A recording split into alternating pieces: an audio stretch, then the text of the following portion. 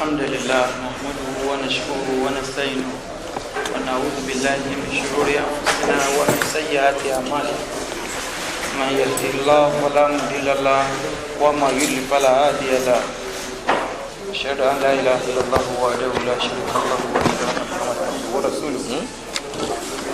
صلي ونسلم على أشرف الأنبياء سيدنا محمد وعلى آله وصحبه وسلم. السلام عليكم ورحمة الله تعالى وبركاته. Sorry. Adúpẹ́ fọ́lọ́run ọba. Àwọn tí Ọlọ́run ti ní kí wọ́n bá wa sọ̀rọ̀ síwájú lórí àkọlé leadership training course ọdún yìí. Gbogbo wọn pátápátá ni Ọlọ́run gbẹnu wọn wí. Ó fi wá dórí tí àgbọ́ kan yín. Abẹ́ Ọlọ́run jẹ́ kí ó ṣàǹfààní fún wa láyé àti lálẹ́ kìámà. Ọlọ́run má jẹ́ ó jẹ́ wújà takò wa láyé àti lálẹ́ kìámà. Ìdáyà tó ṣe fún wa Ọlọ́run má fi ṣe mọ́kìrà fún wa torí fala ya'manu makra Allahi illa al-qawmul khasirun. Ẹnìkankan ò ní fẹ̀mí balẹ̀ sí ète ìmúni Ọlọ́run àti èèyàn bá fẹ́ jẹ́ olùfò yìí. Ọlọ́run má ṣe wá ní olùfò. Gbogbo àwọn tọ́lọ̀ ní kí wọ́n bá wa sọ̀rọ̀ náà kọ́ bá ṣàlékún ìdáyà wọn istiqama wọn. Wala la ilaha illallah Muhammadur Rasulullah. Àkọlé tèmi yìí lẹ́yìn ìgbà tí Ọlọ́run ti ní àwọn mọ́làmísà kí wọ́n parí gbogbo ọ̀rọ̀ eléyìí yóò túmọ̀ sí pé ìtẹ̀síwájú lórí nǹkan tí à ń pera wá sí lórí ìpèpè dáwà tá a gbámú gangan ọ̀rọ̀ institution àkọ́wá yìí ọ̀rọ̀ ìdáwà gangan ìlọsíwájú lórí ìpèpè wa Ọlọ́run kó ṣamọ̀nà wa. ìdáwà òun ni èyí tí ọgbà ayé nìsí and àwọn náà pè ní pé ìdáwà communication in the modern age. Ìdáwà léètò pé òun gan lọ́gbà ayé òun náà sì ní da irú ọ̀pọ̀lọpọ̀ náà sì ń rátúnṣe pẹ̀lú ẹ̀ láì ní ìdààmú torí ọ̀pọ̀lọpọ̀ àwọn èèyàn ló ti júwe dáwà fún wa àwọn torí pé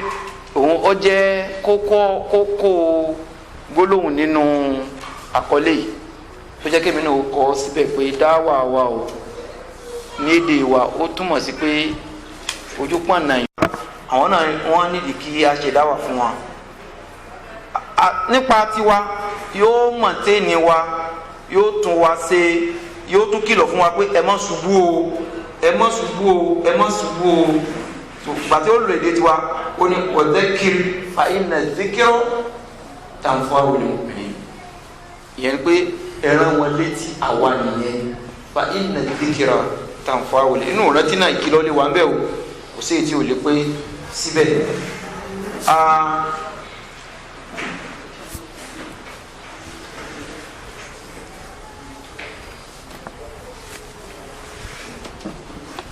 torí pé mẹ́tọ̀dù dáwà gbogbo ìgbà lọ́wọ́ àbílíkébù gbogbo ìgbà all time gbogbo ìgbà tó bá pèpè tá a pè ń dáwà ó ní ọ̀nà tá a gbọ́dọ̀ gbé gbà ọ̀nà tọ́lọ́hún tá a pé dáwà la bá pè o ẹ̀ pé dáwà níṣẹ́ ó ti di àwọn èèyàn mọ́ sí lárúbáwá mọ́ ó ti di nọ́mà èdèbó dáwà ìyìn tí èèyàn bá pèpè káwá ní pé ó ti lo gbólóhùn tọlọ́hún àtànẹ́bí àti tó tàtàrà wọn mú ìlà káyà tọgbọ́njáde òun là ń pè ń dáwà ó sì ládírẹ́sì tá à ń pèpè sí àdírẹ́sì yẹn olókọ méjì òun náà ń pè ní ideology àdírẹ́sì òun lọ sọ ẹ̀pẹ́ tẹ̀yìn bá kọ lẹ́tà bí yóò tó lè kíwèé òun okun tó tẹ́ ẹ̀ bá kọ àdírẹ́sì sí kò níbi tí ń lọ ibi tá à ń pèpè sí gangan òun la pè ládírẹ́sì wa òun la dé lójú bí kí lọ lọ́hùn fẹ́ ká ṣe gan-an ibi tá à ń pèpè tó gbogbo tó ní à ṣe bò láṣẹ ṣe yìí torí kí níbo là ń lọ òun la pè ní bẹ́ẹ̀ so pẹ̀lú ètò tí wọ́n àwọn elétò gbé kalẹ̀ òun náà mo fi kọ́ dáwà in the Quran wẹ́ kí a má bàa gbára wa lásìkò Quran sọ̀rọ̀ ń pa dáwà tó pọ̀ wọ́n ti kó ti wal takum minkum ummatun yad'una ila al-khayr àwa náà ti mọ̀ bẹ́ẹ̀ kání kankan bẹ́ẹ̀ tí mo kàn fẹ́ pàkíyèsí wá sí òun ni pé ká lọ́dọ̀ àwọn fúkàhà wọ́n ní dáwà wa fardu kìfáyà àwa ti láwọn kan tí wọ́n ń pèpè tọ̀ àwa yòókù á save nínú community àwọn kan sì àgbà ànábì tó ní pé kẹ́ mú kẹ́ gbogbo àyà tó bá ti gbọ́ kẹ́ mọ fọ́n káàkiri àmọ́ kó tẹ̀mí fẹ́ mú wọn bí báyìí ni pé muslim community o àwọn kan láti dìde ni wọ́n láti dìde ni kò sí bó ṣe lè kọ́ bàjẹ́ tó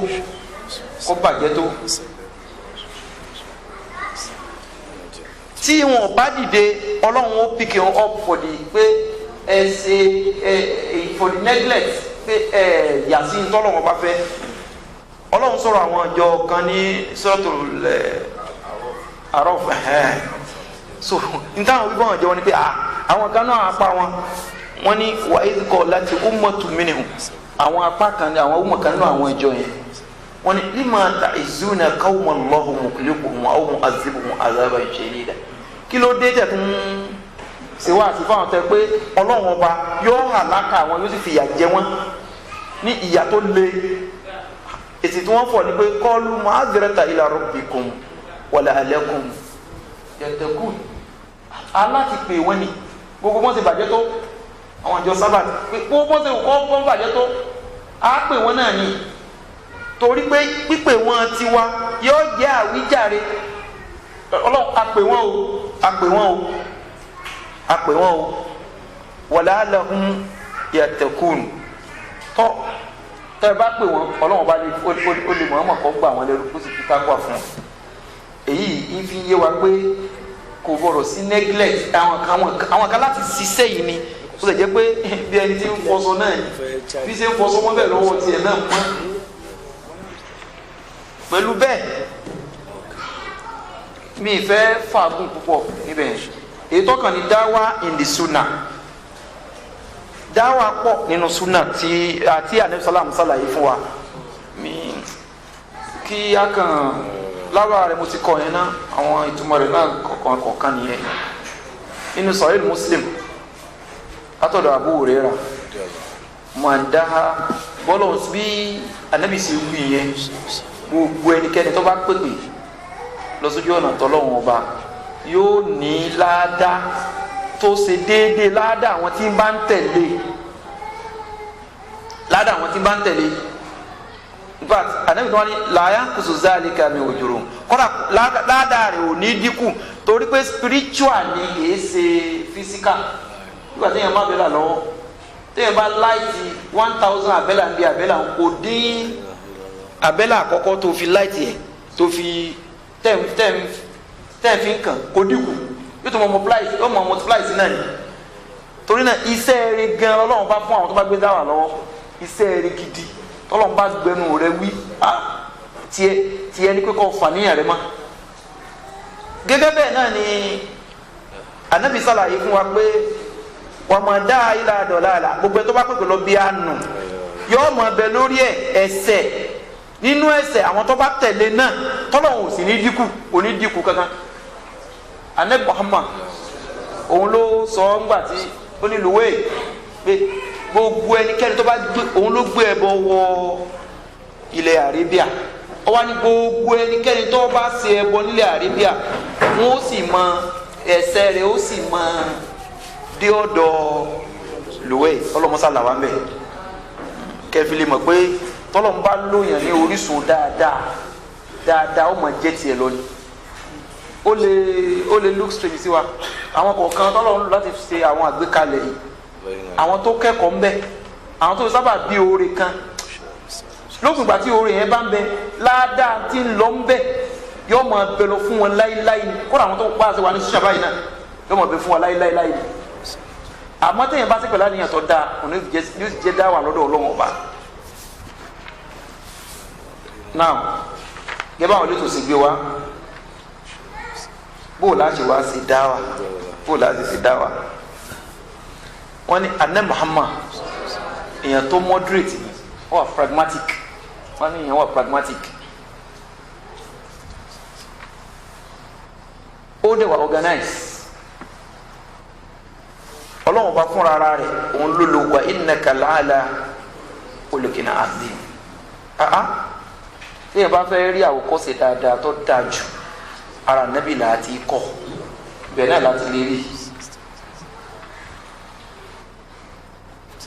òun lọ́lọ́run fún ní perfect ìwà torí pé dáwà kò kí ń ṣe wíkẹ́ yẹn kàn mọ́ kọ́ yẹn pa pé a ṣe gba àwẹ̀ àbá ṣe kínní no gbogbo aspect ìgbésí ayé pátápátá òun ni dáwà tọ́ka sí so mani tánàbí wá sí láyé dáwà lọ́wọ́ sí dáwà náà lọ́wọ́ sí fánàbí ṣe jẹ́ àánú fún gbogbo ayé yẹn ọ̀pọ̀lọpọ̀ ṣé kò sọ̀rọ̀ mọ́ni.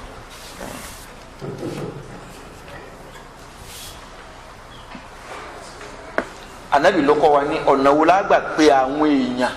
sọ́dọ̀ Ọlọ́run tí ó jẹ́ best fún wa nfẹ́ wíṣítà mi mú mọ̀tí bẹ́ẹ̀. nǹkan méjì ló kó sínú Ànábì kọ́ wa ní kí ni ó jẹ́ ìwẹ̀ ni tó fẹ́ pèpè bóòlù òun náà ó sì rí torí pé àwọn philosopher ló máa ń sọ̀rọ̀ sí làákàyè àwọn Ànábì Ọlọ́run wọn máa ń sọ̀rọ̀ sí soul àwọn Ànábì Ọlọ́run ò kí ń embellish wọn ò kí ń pọ́n wọn ò kí ń dẹnu wọn ò kí ń pọ́n ọ̀rọ̀ ní àpọ́nbóró wọn ó sọ ọ̀rọ̀ tí ó bá làákàyè mu ọ̀rọ̀ yẹn yóò sì máa tẹrí ba àwọn èèyàn tó bá páyà Ọlọ́run láti máa sùjúdù wọn àwọn philosopher tó bá sọ̀rọ̀ báyìí ẹ̀ẹ́rì bí làákàyè ẹ̀ẹ́rì kìíní ẹ̀ tí ó fine ó lè sùjádà ìlàákàyè ni ó lè mọ́ sùjádà heart torí kí heart ó sùjádà yóò ní di heart ẹni tí ń pèpè yẹn gan fúnra rẹ̀ kó wà bóòfù àwọn tí ó fẹ́ sùjádà kọ́lọ́n kọ́ mọ́ṣá ṣàánú wa lórí báyìí dimension dáwà gẹ́gẹ́ bí wọ́n ti gbé kalẹ̀ during the earlier prophets àwọn anabi wọ́n mú example anabi bíi méjì àbẹ́ta wọ́n mú àwọn tó yẹn wọ́n kàn mú ti prophet Nuh wọ́n ti sọ fún wa ó gbìyànjú gbìyànjú àwọn òtí sẹ́yìn débi kan ó ti sú wa o à ń bẹ Ọlọ́run kó mú wa dúró ni o anabi Nuh tó ní inni da'awtu qawmi layla wan nahar ó tún sọ tó ní inni halantu lahum wa asartu lahum israra Ọlọ́run tọ̀sán tòru mo fi pè wọ́n tọ̀sán tòru òun mo fi pè wọ́n tí gbangba tí kọ̀kọ̀ òun mo fi jíṣẹ́ àmọ́ wà lámú yazidun wọn ò lékún ilá firara wọn kàn tún sọ wọn tún jìnnà sí ni Ànábì Nuhu ó gbìyànjú gan ńgbà tó yà lọ́rùn pé láyà àgbà òun fọ̀rọ̀ wá láyà ń fa okùn nọ́sà in araditu an asawa lakum in kana Allahu yuridu an yughwiyakum wa rabbukum wa ilayhi turja'un tó Ọlọ́run mo ṣe wáàsí fún yín mo gbèrò pé ẹ gbọ́ wáàsí ni àmọ́ tọ́lọ́run ọba bá kádàrá pé ẹ ṣègbé ni òun lọ́lọ́run ọba tó ní òwò ọmọ pàdé lọ́dọ̀ rẹ̀ ẹ pé kíla pépé sáyẹn ọ̀fẹ́ bọ́hùn àwọn ń pè àgbọ̀ àwọn tá a bá fẹ́ pèpè láti ṣe bẹ́ẹ̀ ni o ó kìlọ̀ lórí idolatry oríṣiríṣi ẹ̀ pé ó kéde kí lè pè náà wàlá kìnnì kan yahoo kọ́ wà násìrọ̀ yàrá yàgùzọ̀ wà yahoo kọ́ wà násìrọ̀ ẹ sáà sọ pé ìdílé bẹ́ẹ̀ náà ẹ̀ ní fi yàgùzọ̀ alẹ́ ẹ̀ ní yahoo kọ́ lẹ̀ ẹ̀ ní wàlá násìrọ̀ ó wí débi kó lọ́pọ̀ Ọlọ́run má fi kalẹ̀ inú àwọn wọ̀nyí ìnáka intazarium àwọn ní wọ́n nu ẹrú rẹ o wọn ò sì ní bẹ́ẹ̀ lómi àbí fájìlì bíi tiwọn náà ànábì Ọlọ́run nìyẹn kọ́ lọ́ mọ́sá sànú àwa náà gbogbo wọn náà ni máa ń sọ ana ibudullah wattaqu wa atiun ya qaumi inni lakum nadhirun mubin torí pé mo ní bí záwọn sí ń pè yẹn sí dáadáa bẹ́ẹ̀ ni mo sọ pé má destroy ara rẹ má destroy àwọn èèyàn náà má ṣàkóbá bá àwùjọ Ọlọ́run tó máa sọ bẹ́ẹ̀ títí fa anabi Nuh sẹ́yìn pé àwọn èèyàn rẹ̀ èèmọ̀ tí wọ́n padà fojú rẹ̀ rí ni wọ́n sọ fún pé dákun gbàtọ́ wa ń pè wá tóun lẹ́ ń ṣe pé kíní àwọn ò rí special favour rí special thing kálára rẹ̀ tábì rò pé ọwọ́ tí a ti máa pè wá torí àwa àti àwọn kánídàwọ̀ òdodo lọ́ba ń ṣe ọlọ́run sì wá sọ àwa àti àwọn rífúra yóò wá sọ wá di déédéé kan náà the same thing náà làwọn wọn gún ànábì ní Suratu Zurufu àjọkọ̀ wá ní àyíkọ̀ ara o àlè yíkọ̀ o possible ká yíkọ̀ wọn ànábì Nuhu alayhi salatu wa salam wọn wí ọ̀pọ̀lọpọ̀ gbólóhùn wọn wí sí i àmọ́ ó gbìyànjú fa òun náà tún ké fún wọn ìyìn lọ́lọ́run lè sànú yín ìní mo ní fádìlù kan tó jù yín lọ kí ni wọ́n padà wí fún bali na zunukun kadhibi arúgbó kúrò ni ọ torí náà àdéhùn tó sọ bọ́lọ́run níyàwó lọ́wọ́ fi àwọn àwákàrí alòlù lọ́ọ́ bá sọ ẹ má jẹ́ àdúrà ètò yìí ti púpọ̀ so kára kó ń bẹ̀ báwọn. anabi Ibrahim salatu wa salam wọn ni wọn pè ní Abu Tahid torí pé òun lẹ́nu tó kọ́kọ́ táwọn sọ pé installation of dawa anabi Ibrahim ọ̀dọ̀ ẹ̀ ló ti bẹ̀rẹ̀ anabi Nuh òjíṣẹ́ àkọ́kọ́ nìyẹn anabi Ibrahim ẹ̀ ló installation dawa ọlọ́run láti sọ fún wa pé bí látà abikum Ibrahima wa samakul muslimina min qabl wa fi hadha bẹ́ẹ̀ lọ anabi Ibrahim ó destroy idol ẹbọ ọparẹ́ ó farada ìyà iná táwọn ẹlẹ́bọ fi jẹ ó ṣe ìjìrá kúrò nínú ìlú rẹ̀ lẹ́yìn ìgbà tó kúrò nùnà ó confront Namurud ó isolate rituals hajj ó sì make ẹ ní symbol of smaller and greater jihad táwọn àtàwọn àmọ̀tún máa hajj anabi Ibrahim ó gbìyànjú púpọ̀ ọlọ́run ló wọ azin fi nasi bil hajji yatuka rijala wa ala kulli damir yatina min kulli fajin amik. anabi Ibrahim ẹgbẹ́ òun náà pé bàbá rẹ̀ tó pọ̀ ká mo fẹ́ torí ká ń bà take time púpọ̀ àwọn àyà àwọn tó fi sọ̀rọ̀ anabi Ibrahim nìyẹn ṣe mọ̀ pé wọ́n láti sọ bàbá rẹ̀ pé tí n bá gbàgbé àyà yẹn ya abati la ta'budu shaytan inna shaytana kana lirahmana asiya yọrọ bàbá mi wọ́n sì ṣètàn torí pé ṣètàn ẹlẹ́ṣẹ̀ ló jẹ́ sí arahman ó karamaziki bàbá rẹ̀ gan so bẹ́ẹ̀ nígbà tó fẹ́ wú bàbá rẹ̀ àkọ́kọ́ tọ́lọ́run sọ ni pé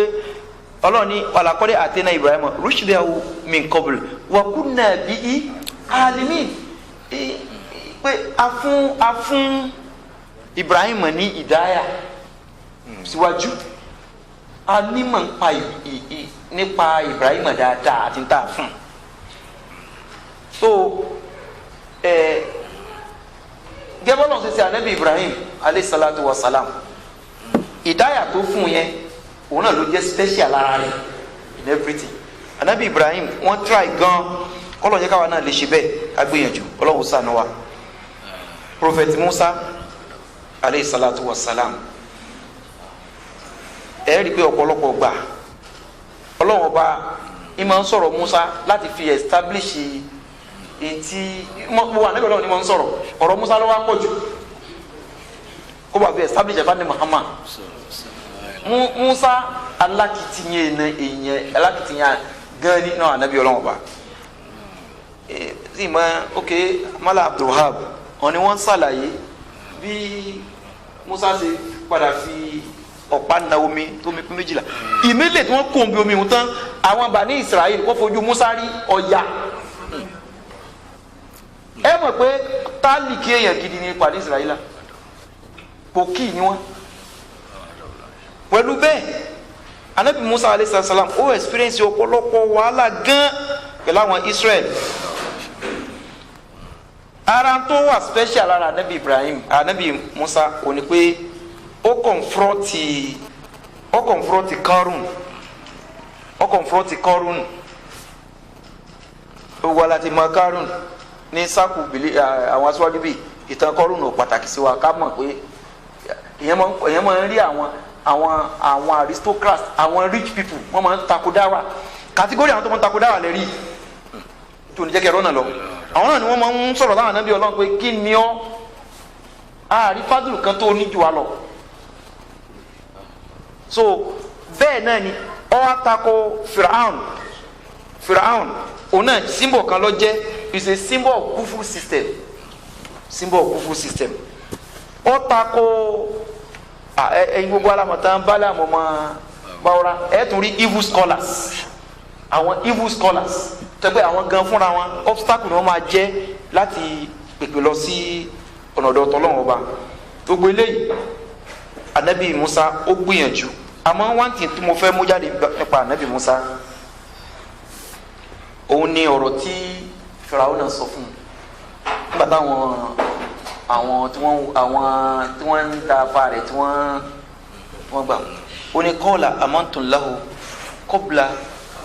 an adhana lakum innahu lakabirukum alladhi allamakum as-sihr.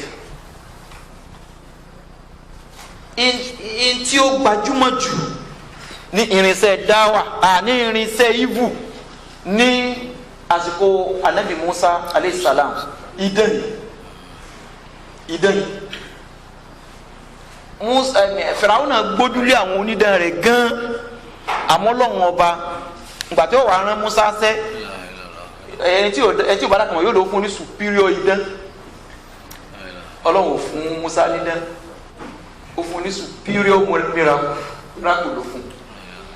so ó surprise Fáráò náà lórí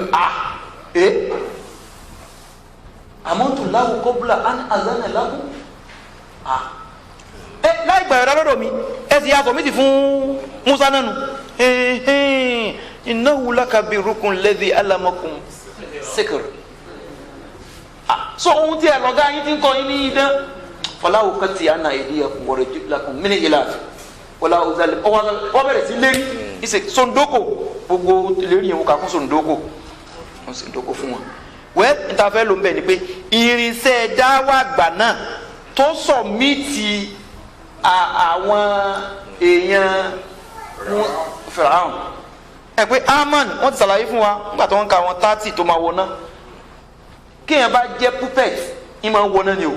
yóò sọ olùbúpọ̀ láwọn ọ̀gá ẹ̀ tí ìbàdàn àká yìí gbogbo àyà náà wọ́n ti ṣe fún wa pé àwa fúnra náà Ọlọ́run sọ game ó ń sọ fíìmù tí ó ṣẹlẹ̀ fún wa inna atana sadatana wa kubara'ana fa'adalluna sabila Allah la ilaha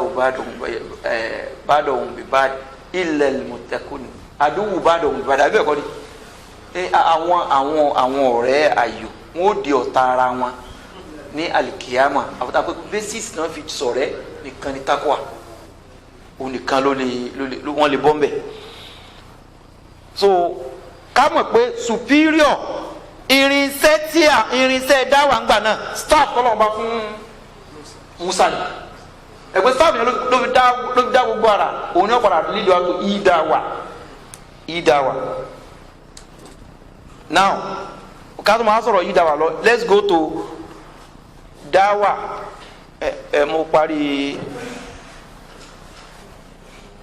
ọlọ́ni wa ma arsalna min rasuli illa bilisani qawmihi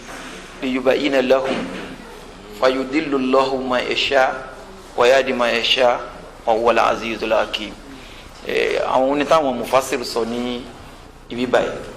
language àwọn èèyàn náà la fi bá wọn sọ̀rọ̀ abádébi ìdáwà basis àwọn ìdáwà tí wọ́n ní ká sọ̀rọ̀ pa ni language àwọn èèyàn wọn náà wọ́n fẹ́ ká fi bá wọn sọ̀rọ̀ the language ayé nísìn ibi tó lọ nìyẹn Ọlọ́run kọ́ wa mọ̀ ṣe. Now wọ́n ní ká make dawa of the prophet wúrà níbi ṣe dawa àkọ́kọ́ ni number 1 ni anabi fúnra rẹ̀ yìí máa ń pe àwọn èèyàn síbi oúnjẹ ó sì pe àwọn Quraysh mọ̀kàn mú wá bí mọ̀kàn typify rẹ̀ pictorially ni o ó sì pe àwọn Quraysh kọ́ lélẹ́yìí o tọ́lọ̀ ń bá kẹwàá kò yín ò ní kí a mọ̀ invite àwọn èèyàn pé a fẹ́ dá wọn lẹ́kọ̀ọ́ táwa fún wọn lóúnjẹ wọn lè listing ara tá nàbí ṣe ni ọ natural fọmọ ènìyàn tó bá yó kó listing síyàn wá sí kan kò yí wọlé títí bí bá ń pa so eléyìí àwọn jàmá tabligh wọ́n mọ̀ try láti mọ̀ tún ṣe dáadáa mọ̀ ṣe dáadáa bẹ́ẹ̀ nínú nǹkan tá a bá náà bá fẹ́ lè pa àwọn external people ká pè wọ́n ká fún ọ lóye tá a bá yìí dáta àwọn ètò wàsápù ká pọ́n wọn lé kọ́ra ká pọ́n wọn lé pẹ̀lú àwọn nǹkan tí Ànábì máa ń dìde tí ó gbé ìjókòó rẹ̀ wájà àwọn ọlọ́lá ni àwọn ọlọ́lá kí wọ́n jókòó lórí tìmùtìmù ẹgbà Ànábì máa ń ṣe dáadáa. 2 Ànábì sọ̀sálàm ó pè pẹ̀lú physical means láti publicize message yẹ tí ó ní ẹ wá báyìí Ọlọ́run ti kò ní ìdíkà mọ̀ ṣàlàyé yẹn mọ́. ẹ̀kẹta Ànábì dúró lórí èèyàn mi ó fẹ́ kún ó rí wọn kún ó sì gbọ́n dáadáa ó dúró níbi òkè ẹ wá mo fẹ́ bá yín sọ̀rọ̀ nígbà tó pé ẹnìkan ń bọ̀ wá ọ̀tá kan ń bọ̀ wá àtàkìn látẹ̀yìn báyìí sẹ́gbà gbọ́ ó yẹ kó rí yìí l'Ànábì dúró sí orí yìí ló dúró sí. Ànábì fúnra rẹ̀ ó ṣe pulpit fún tẹ pé yóò climb up káàyàn fi lè rí i pé ó fẹ́ sọ̀rọ̀. Ànábì jókòó lórí ìbáka àbí kí là ń pè mú ìbáka ní Mùná nínú kò síbi tí a ti lè ṣe dáwà àkóso fún yìí o. Ànábì jókòó níbi orí ìbáka ló sọ̀rọ̀ báyìí ló bẹ̀rẹ̀ sí àdírẹ́sì wọn ní ẹja tó lọ́dà òun nìyẹn ló bẹ̀rẹ̀ pípa àwọn èèyàn mi. Ànábì tún wá mọ̀ ó tún wá yan ẹni tí ó mọ̀ bá a ṣe ajá náà sì là ń pè ta ló tọ̀ àbí tọ̀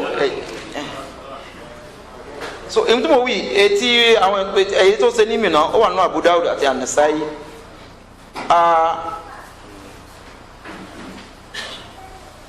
Ànábì yan Ali bin Abi Talib àti Rabia ọmọ Umayya bin Khalaf ní àwọn òkèṣọ kọ̀ọ̀kan tí mo wí ẹ máa bá ń gbé jáde kọ́ bá dọ́dọ̀ wọn dáadáa mẹ́tọ́dù dáwà ni.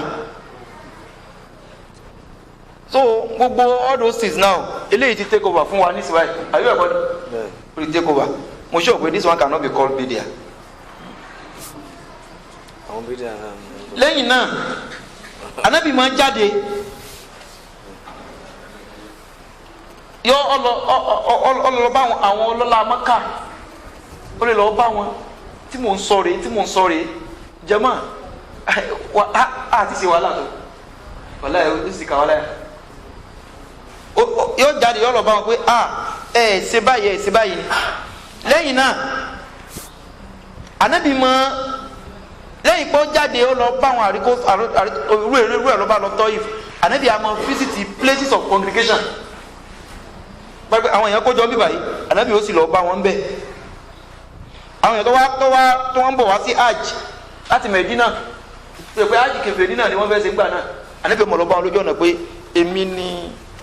Rasulullah òjíṣẹ́ Ọlọ́run ọba ni mí ẹ rí i pé nígbà tí Ànábì ń tajà nìyẹn bí ẹni tí ń kiri ọjà tí wọ́n ń pe àwọn èèyàn pé ẹ dákun ní tí ń tà rèé jẹ́mọ́ ìmọ̀ ẹnìkan tó make example tẹ́ ẹ bá dé ibi tí wọ́n ti ń ta fresh vegetables and fruit ní Pàtà ní ibi irú Ìlọrin sí mọ̀ kó máa rí bí ìmọ̀ ọjà tó ń lò ní bóyá ó dé ni wọ́n ń lò bí báyìí ẹ rí i pé as early as 4 to 4:30 àwọn èèyàn ti dúró tọ́wọ́ wá di bíi 5 kìíní kan tí ọjọ́ bá dé tójò bá ń rọ̀ àwọn mọ̀mọ́ yẹn wọ́n yọ ìbòrí wọ́n wá fún gbànú wọ́n wá rò mọ́ ọkọ̀ tá lẹ́sẹ̀ wọ́n mọ̀ wá mú skáfù òṣùká wọ́n mọ̀ sọ́ọ́ síbẹ̀ pé mo ti bá tójó ni wọ́n ń ṣe torí pé tí wọ́n jẹ àwa nísìnyí ó ti ní wá la fáwọn nǹkan míì tó ṣẹlẹ̀ fún wa àwọn yẹn jìyà fún dáwà o iṣẹ́ ikùn làwọn yẹn máa ń yìnyẹn sí wọn kì í yẹn ṣiṣẹ́ tọ́lọ́wọ́n wa so Ànábì ó mọ fíìsì àwọn place táwọn yẹn bá kó jọ irú ẹ̀ lọ fa pledge of Akaba láti wá àti fún wọn Ànábì máa ń lo àwọn special occasion bíi Hijjatul Wada bíi Gambir home èyí táwọn ṣí àpadà yìí fún wa ibi Ànábì rẹ́sì fún pípẹ́ bá ń gbé kiri jọ bá ń gbé kiri nígbà àdìjọ Ànábì sì dúró bẹ̀ báyìí ó sì àdírẹ́sì àwọn yẹn làwọn bá ní níta Ànábì sọ ń bẹ̀ ẹ̀ pé yá ayọ́ Ànábì balligh ma unzila ilayka wa ma min rabbik wa in lam taf'al wa ma balaghta risalatahu wallahu ya'simuka minan nas tẹ́ ẹ bá rí bí àwọn ṣíà ṣe kọ́ìn yìí rẹ̀ àwọn alikitabu ní kọ́ńtẹ́sì yẹn bá bọ̀ wá pé ẹ ànábì declare ẹni tí o bá tẹ̀lé ọkọ̀ rọ́nà lọ so declare it mọ́jì ó lé fún ẹ tòótọ́ ni mo pa àwọn alikitabu ní àwọn èèyàn bíi tiẹ̀ náà àmọ́ declare to them mọ́ bẹ́ẹ̀ wọ́n tí wọ́n ṣe pàtàkùn ṣíà ó gbé wa àwọn ní ó ní declare ali ojú àwọn wọ́n sì ní about 124,000 sàábà lọ́wọ́ abẹ́ tó ṣe dédé àwọn ànábì ọlọ́run tó lọ́run rán sáyé gbogbo wọn wá gbàgbé pé àlè ni ànábì yẹn ẹ̀rí pé kò bá làákà ìmú rárá. tálẹ́bì bá ń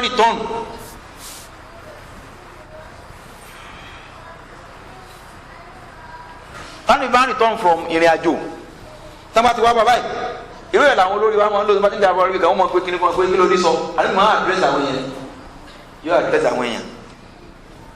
ẹni opportunity wà ní mo fi àdírẹ́sì àwọn èèyàn ànábì máa ń kọ́ yẹn pẹ̀lú àánú àdìsí Umair so mo fẹ́ sọ pé dáwà kì í ṣe tí yẹn máa ń sọ jáde lẹ́nu nìkan ẹ pé ọkùnrin yìí Abu Umair òun ni wọ́n ní Nugair wọ́n ní small bed kan tó ń sọ lóko wọ́n ní àbúrò Anas bin Malik ọmọ sábà fi ṣeré anabi wa rí wípé ẹyẹ òun kú anabi wa lọ kí ẹyẹ rẹ tó kú pẹ̀lẹ́ ẹ̀rọ kí làwọn sọ̀rọ̀ ṣe bá fi rẹ́rìn to that extent anabi máa ń ṣe dáwà o kódà yìí máa ń ṣe fún ẹnìmí ẹ̀ gba ìwọ́n tó máa ń ṣe báyìí tó máa ń dáwà lọ́nà báyìí ààrẹ olónìí ni so every miss anabi fi establish tó ń pè ní dáwà fún wa anabi a máa lo play method mo kàn dìpítẹ̀ pẹ̀lú àwọn ọmọ kékeré tánàbí ọmọ gbogbo ẹni tàbí ọmọ ṣé kí ló kọ sábẹ́ èyí tí anabi bá mú jàkadì náà yẹn rántí rukada ẹbí tọ ṣé tí mo bá lọ sọ gba Islam àgbẹ̀ rukada ó lè lamini ọ̀rọ̀ jájá ṣé wọn lànà bí kò mọ wá jà ní. You want to tell us any means tó bá ti right àmọ́ fi ṣe dáwà ni so anabi àwọn lo play method ìmọ̀ bá ọmọ kéèké náà ṣeré in a way tó yẹ pé tí ó mọ̀ jẹ́ káwọn náà ọ̀yà máa ṣeré ọ̀yà ẹ sáré ẹ̀yà wẹ̀ tí ó kọ̀kọ́ yín fún yín lẹ́bùn anabi máa ń fún àwọn kéèké lẹ́bùn ẹ̀ tó bá ti first Ibn Hajar al-Asqalani wọ́n ń give àwọn example tó pọ̀ nínú tírà wọn now kọ̀wọ́n bẹ́ẹ̀ nìkan anabi máa delegate wo Abu Ubeda ọmọ Jara Ubeda bin Asamit Aban bin Said bin Al-Asi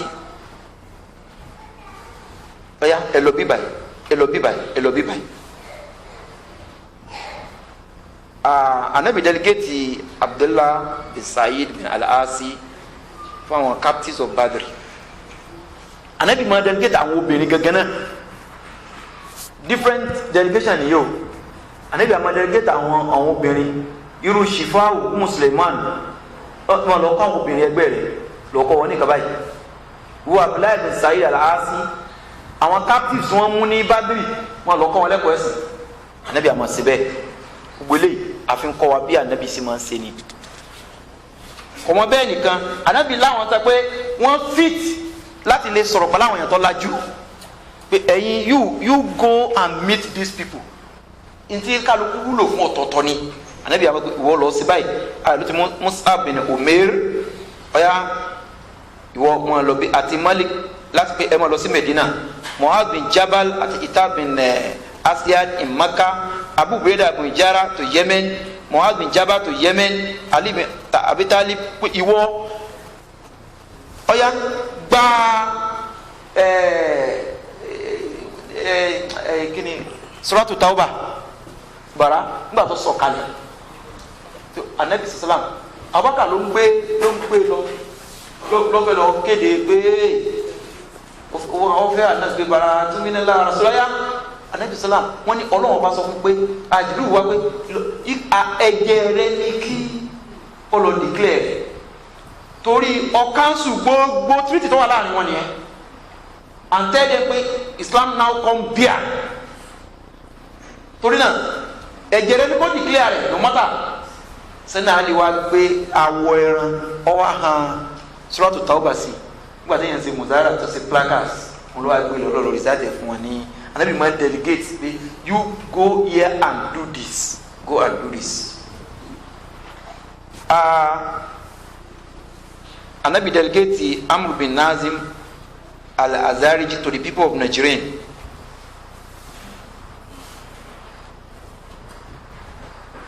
Anabi build the guest lodge àwọn àlejò wa ẹ máa fi wọn síbí wọn ní dáwà first impression say last longer. Anabi wọn ti dáwà by giving gifts to visitors ẹ ti wá gbàgbọ́dọ̀ ẹ gbà ẹ máa lò ó Anabi yóò máa give a máa ṣe bẹ́ẹ̀ yóò give gift fáwọn visitor at times òun fún ara rẹ̀ ni ó tọ́jú àlejò láì jẹ́ gẹ́tẹ̀ẹ́dì kankan àlejò mi ni ọyẹ gbà Anabi àwọn sáàmù yẹn ló ń jẹ àwọn sí all these things jẹmọ gbogbo táwọn bí bá fi gbèsè ayé rẹ̀ kó sọ gbogbo ayé iná kàlá àlẹ ìdẹmọsí gbogbo gbèsè ayé àti gbogbo tí ń ṣe òun dáwà every point in time ọ̀rọ̀ bíi sẹ́kọ̀ o ọ̀rọ̀ àwọn klọ́ọ̀bù kọ ọ̀rọ̀ kìnnì kan ẹgbẹ́ ọmọ ìlú Ìkìrun kọ́ yìí o everywhere where you are dáwà ni must be the basis torí ẹ̀ wà ń bẹ̀ dáwà òun ni basis tọ̀bọ̀rọ̀ torí ẹ̀ wà ń bẹ̀ kò mọ bẹ́ẹ̀ nìkan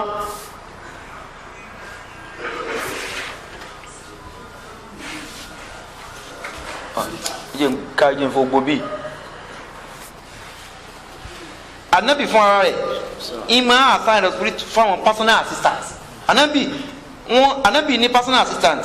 táwọn alẹ́ tagas pa up to 31 mo ní àwọn tíra tí mo ti get àwọn kíní wọ̀nyí kódà Al-Mawahib ti Ibn al-Jawzi àwọn ní àwọn tí wọ́n bá Anabi ṣiṣẹ́ wọ́n tó 54 kí ló gbogbo wọn máa ń wà pẹ̀lú Anabi at the same time ó ní ìwọ lọ bí ìwọ sí báyìí Anabi wa láwọn kan tí mo kọ́ pé ẹ lọ kọ́ language àwọn èèyàn wa ẹ lọ kọ́ wa speak the language of the people wọ́n ní Zayd bin Thabit the great Ansari used to be the interpreter of Anabi salam ó wà fluent ní Abarani èdè Abarani ó wà fluent ní Sarayani ó mọ Anabi ó mọ sọ̀rọ̀ yóò sì mọ tú sáwọn fún àwọn Persians àwọn Romans àwọn Kìbìtì àti Egypt àwọn Abashi àti Africa gbogbo èdè yìí Zayd bin Thabit Medina ló ti lánàá Anabi náà tó wá hédè pé lọ́kọ́ kò lè mọ̀ ọ́n dáadáa ẹ̀rí bí ibi Mus'ab bin Abu Dawud àríbẹ̀ ọwọ́ mi sọ àṣàyè Buhari náà àwọn táwọn ẹbí yẹn pé lọ́kọ́ báyìí wá ọyàn alẹ́ àbí ọyàn Muawiya àbí Sọfìyà náà ọyà ẹ̀yìn ẹ̀ máa lọ kọ̀ọ̀kálá distance ti wá ẹ̀yìn Azakiru báyìí ẹ lọ bí báyìí oríṣiríṣi ẹ máa take time ṣá so Anabi salam bó ṣe máa ń ṣe nìyẹn wọn rántí dáadáa pé nígbà tí Anabi salam tó dé Tabuk ó ní Malik bin Amr kó ráìtì ó ní Malik bin Amr ó wá àwọn Anabi dákun ó kọ mẹ́sẹ̀gì tá a lè máa fáwọn èèyàn tí ó fi mọ̀ pé ó gbé lẹ́dà kan níbi bá a kọ́ síbẹ̀ tá a lè máa júwe pé n tó ń wí rèé bàbá Bagawi àti Tabarani wọ́n ṣàlàyé gbogbo àwọn ọ̀rọ̀ yìí ká máa take time. wọ́n ní Anabi fún ara rẹ̀ a máa kọ́ àwọn èèyàn rẹ̀ pé báyìí láà ṣe pé sin níbi basmala báyìí láà ṣe ṣe báyìí láà ṣe ṣe báyìí everything l'Ànábì kọ́ wa níbo láti ṣe kọ́ ní ìyá wọ́n ṣàlàyé ọ̀pọ̀lọpọ̀ mi eléyìí náà mo kàn fẹ́ wo àwọn táfù torí ó pọ̀ Ànábì lẹ́ni àkọ́kọ́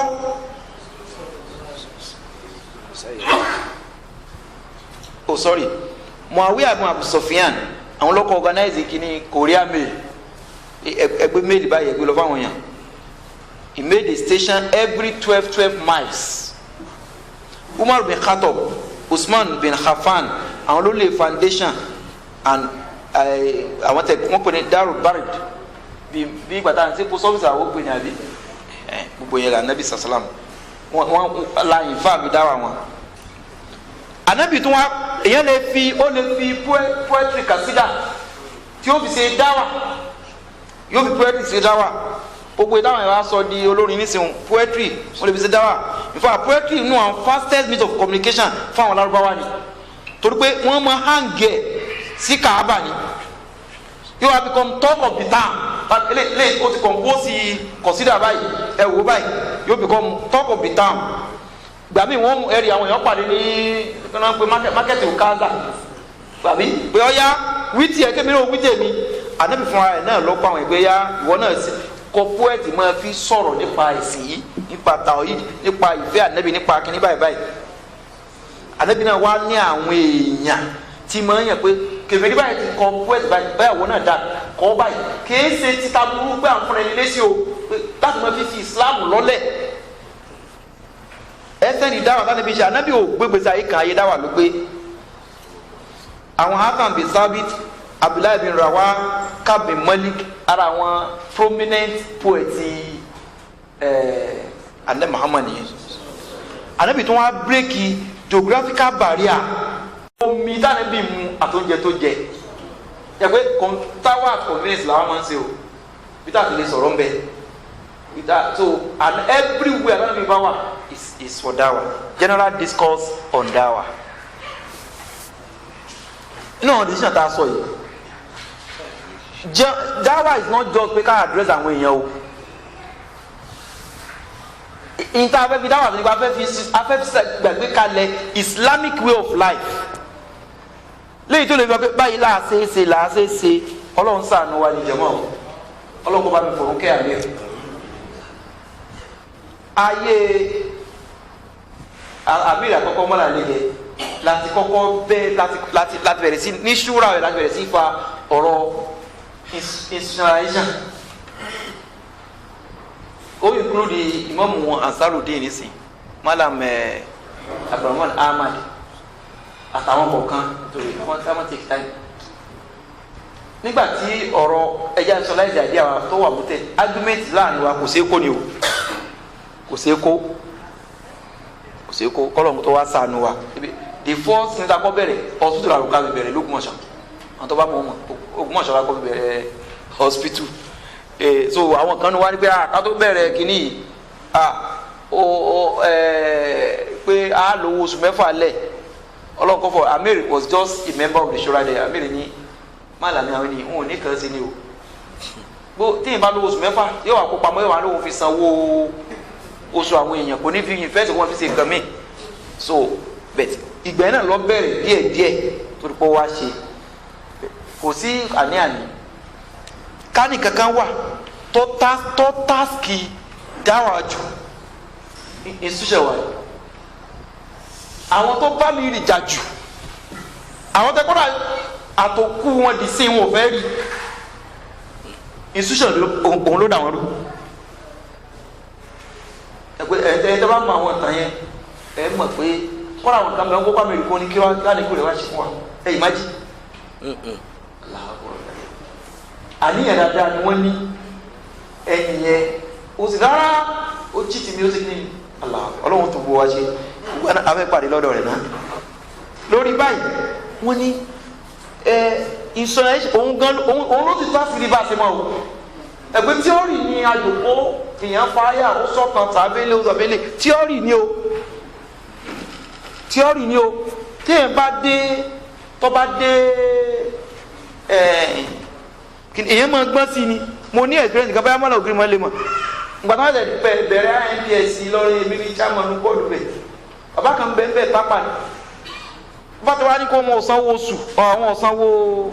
school fees yóò ní àfà ẹ ṣe sùúrù fún mi nígbà tó wá di bóyá kinní kan bọ̀ wá yóò wá ra ẹja tápà ẹja ẹ máa wọn tápà ní ẹja tó fà tó dàbí ẹran olùwárà ńláńlá ló wà pé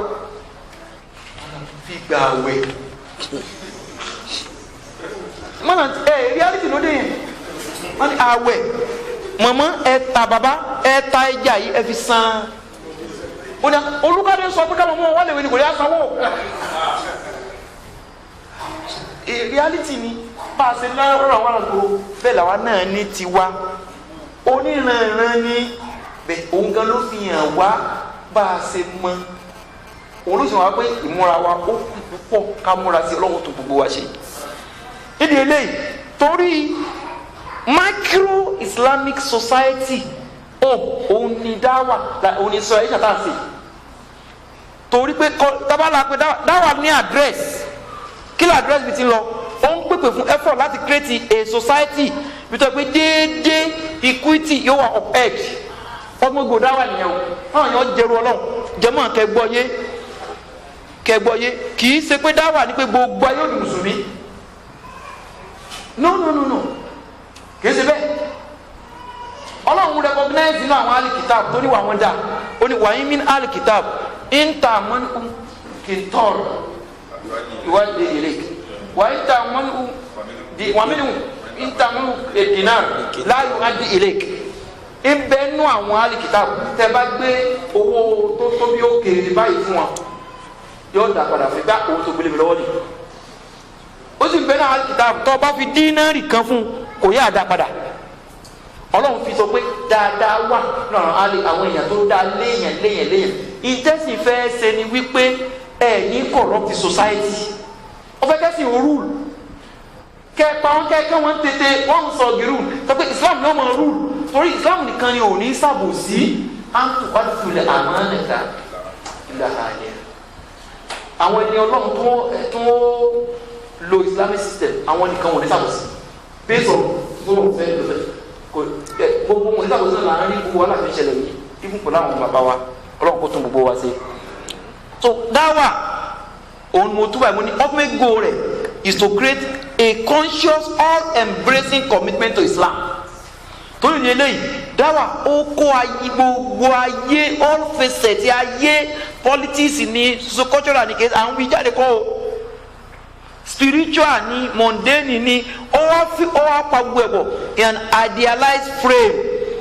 as basis for man activities round the way waqatiluhum hatta la takuna fitna